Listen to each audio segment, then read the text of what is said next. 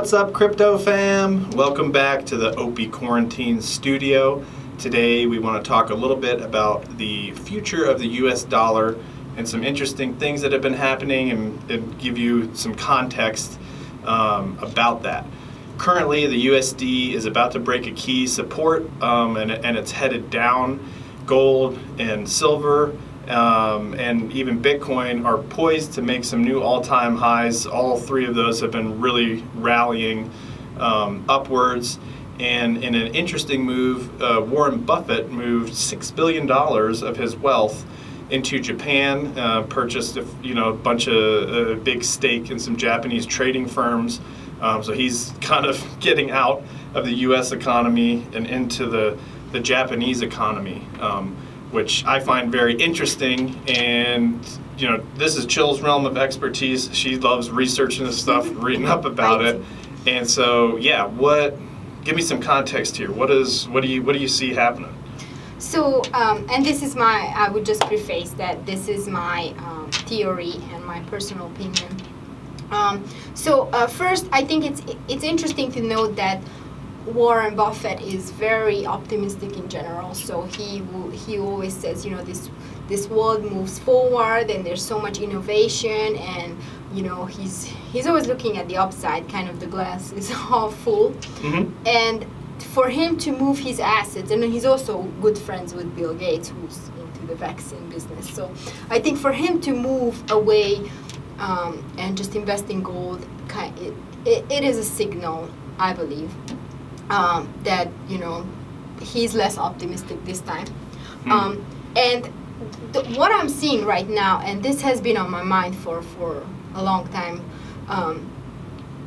we have Fed now. Fed now is being created right now. So it's in the oven. It's getting ready to be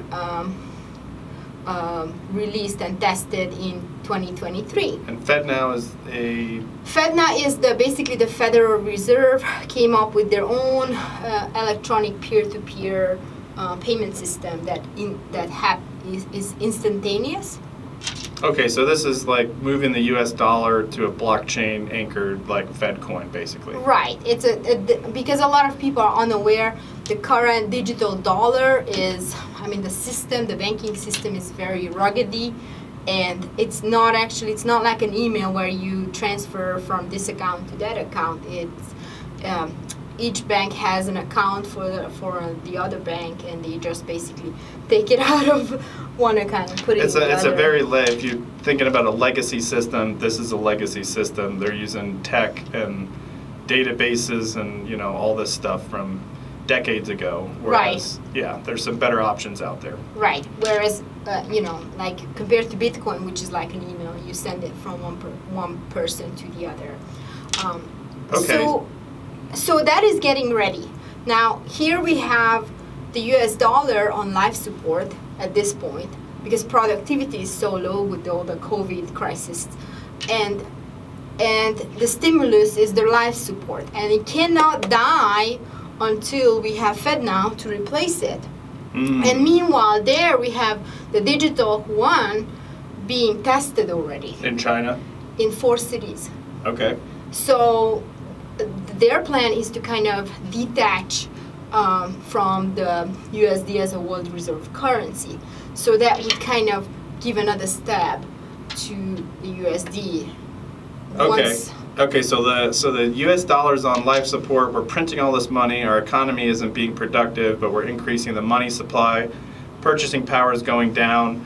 And the federal government's plan, in your opinion, is to just, kick the can down the road until 2023. The FedNow coin will be ready. We can go to a blockchain, make everything more transparent, and upgrade the system. But we got to get there. We got to get through these next 3 years. While this is happening, China's come out with the digital yuan, which is their, similar type coin to what FedNow is doing.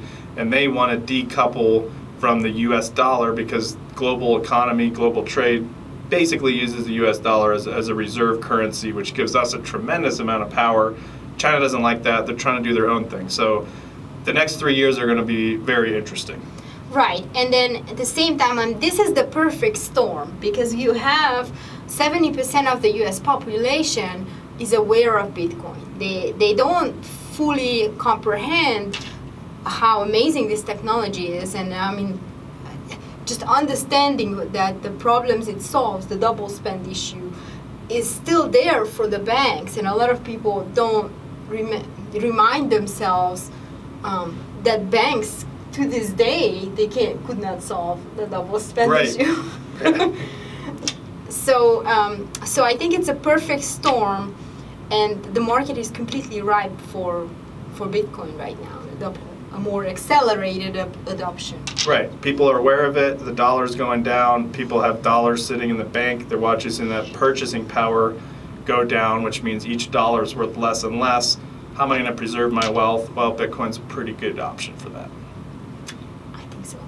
All right. Well, I love that theory. I totally agree with you, and thank you for sharing that with us.